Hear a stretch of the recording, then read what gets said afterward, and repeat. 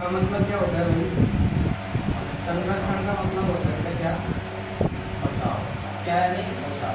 कहने का मतलब कि संसाधनों का उचित प्रबंधन। संसाधन चाहे कोई से भी हो, संसाधन की परिभाषा मैंने आपको अच्छी तरह बताई थी कि संसाधन किसे कहते हैं भाई?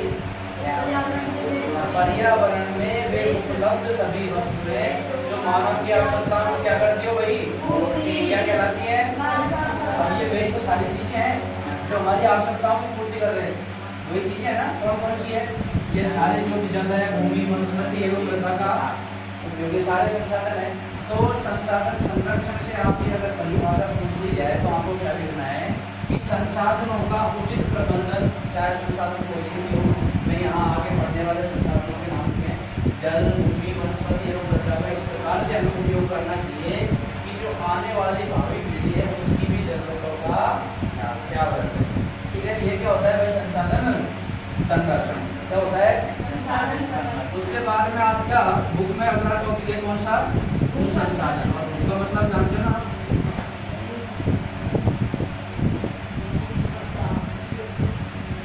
ठीक है भाई। तो देखिए, भूमि एक महत्वपूर्ण संसाधन है, बिल्कुल है। हम भूमि पर रहते हुए अनेक आर्थिक क्रियाकलाप, आर्थिक क्रियाकलाप का मतलब क्या होता है भाई?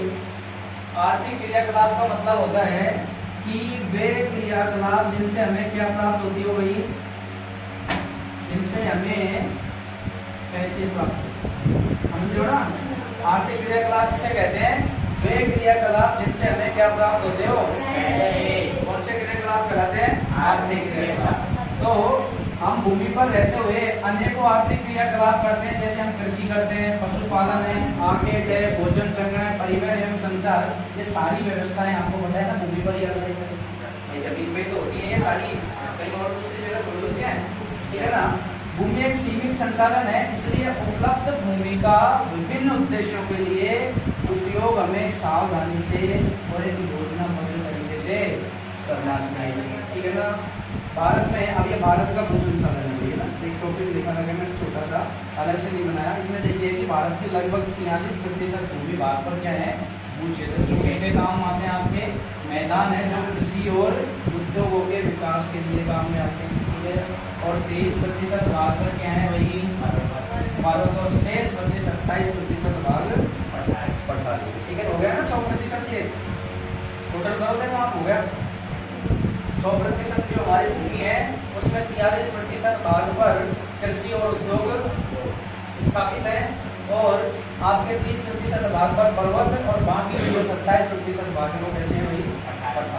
ठीक है। अब ऊपर क्या कहलाते हैं? आर्थिक क्रियाकलाप। कौन से क्रियाकलाप कहलाते हैं? आर्थिक। ठीक है ना भाई?